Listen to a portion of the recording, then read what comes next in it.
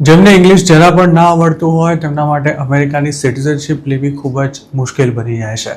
નેચરલાઇઝેશન માટે basic English પ્રોફિશિયન્સીની સાથે civic test પણ પાસ કરવાની હોય છે.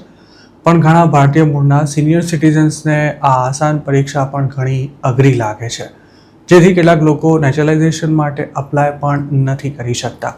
જોકે અમેરિકાના ઇમિગ્રેશન લો અનુસાર સિટીઝનશિપ ટેસ્ટમાં અમુક લોકોને કેટલીક છૂટ આપવામાં આવી છે અને તેમાં પોતાની માતૃભાષામાં ટેસ્ટ આપવા ઉપરાંત કેટલાક કેસમાં ટેસ્ટ આપ્યા વિના પણ સિટીઝનશિપ લઈ શકાય છે.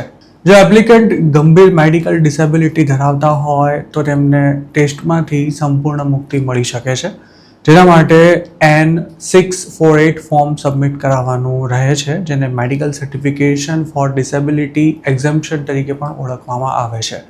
આ ફોર્મ પર લાયસન્સ્ડ ફિઝિશિયન અને સાયકોલોજિસ્ટની સહી હોવી જરૂરી છે. જો તેઓ લખી આપે કે એપ્લિકન્ટ પોતાની શારીરિક અથવા માનસિક સ્થિતિને કારણે ઇંગ્લિશ શીખી શકે તેમ નથી કે પછી સિવિક એક્ઝામિનેશનને પાસ કરી શકે તેટલી પણ માહિતી મેળવી શકે તેમ નથી, તો ટેસ્ટ આપ્યા વિના સિટીઝનશિપ લઈ શકાય છે. જોકે આ ઓપ્શન સાંભળવામાં જેટલો ઇઝી લાગે છે તેટલો તે ખરેખર નથી. USCIS આવી દરેક એપ્લિકેશન્સની ખૂબ જ ઝીણવટપૂર્વક તપાસ કરે છે અને મોટાભાગના કેસમાં વધારાના મેડિકલ એવિડન્સ અથવા તો ટ્રીટમેન્ટ કરનારા ડૉક્ટર પાસેથી વિગતવાર વિવરણ પણ માંગવામાં આવતું હોય છે. આવા એક કેસમાં 89 વર્ષના ગ્રીન કાર્ડ હોલ્ડર કેન્સરગ્રસ્ત મહિલા કીમોથેરાપી લઈ રહ્યા હતા.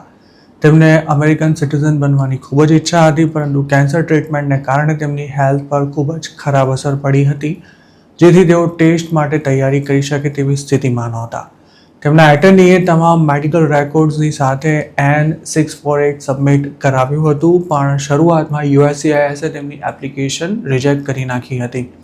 તેના માટે એવું કારણ આપવામાં આવ્યું હતું કે ફિઝિશિયને એવી માહિતી નથી આપી કે કેન્સરની ટ્રીટમેન્ટને કારણે એવી તો શું સમસ્યા થઈ છે કે એપ્લિકન્ટ ઇંગ્લિશ શીખવાની સાથે સિવિક્સ એક્ઝામિનેશનની તૈયારી પણ કરી શકે તેમ નથી. આ કેસને ફાઇનલ અપ્રુવલ આપતા પહેલા એપ્લિકન્ટના અનેકવાર ઇન્ટરવ્યૂ કરવામાં આવ્યા હતા અને મેડિકલ સર્ટિફિકેશનના પણ કેટલાય રિવિઝન થયા હતા.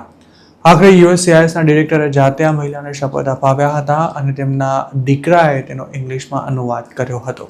ઇમિગ્રેશન એટર્નીઝનું માનીએ તો આ પ્રકારના કેસ ખૂબ જ રેર છે. મેડિકલ વેવર માટે અપ્લાય કરતા એપ્લિકન્ટ્સ તેઓ ખરેખર પોતાની મેડિકલ કન્ડિશનને કારણે ટેસ્ટની તૈયારી કરી શકે તેમ નથી તે સુનિશ્ચિત કરવા માટે USCIS ઊંડાણપૂર્વક તપાસ કરે છે. જો કોઈ એવું કહી દે કે પોતે ઇંગ્લિશ શીખી શકે તેમ નથી કે પછી યાદશક્તિ ઓછી થઈ ગઈ હોવાથી સિવિક ટેસ્ટની તૈયારી કરવામાં પણ તકલીફ પડે છે, તો તેને ટેસ્ટમાંથી આસાનીથી મુક્તિ નથી મળી શકતી. આ સિવાય અમુક ઉંમરના લોંગ ટર્મ ગ્રીન કાર્ડ હોલ્ડરને પણ આસાનીથી સિટીઝનશિપ મળી શકે છે. 50-20 રૂલ અનુસાર જે લોકોની ઉંમર 50 વર્ષ જેટલી હોય અને 20 વર્ષથી વધુ સમયથી ગ્રીન કાર્ડ ધરાવતા હોય તેઓ ઇંગ્લિશને બદલે પોતાની માતૃભાષામાં સિવિક્સ ટેસ્ટ આપી શકે છે. આ ઉપરાંત તેમને નેચરલાઇઝેશનના ઇન્ટરવ્યૂ વખતે પણ ઇન્ટરપ્રિટર લાવવાની છૂટ અપાય છે.